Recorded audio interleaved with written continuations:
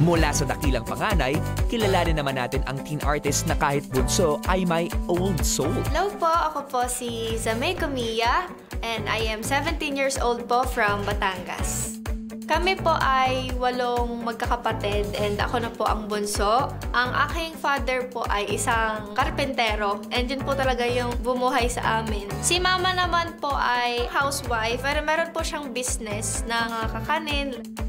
Minulat po ko ni na mama at saka ni papa po sa old songs nung bata pa rin po ako. And hanggang ngayon po, ayun po talaga yung kinakanta ko.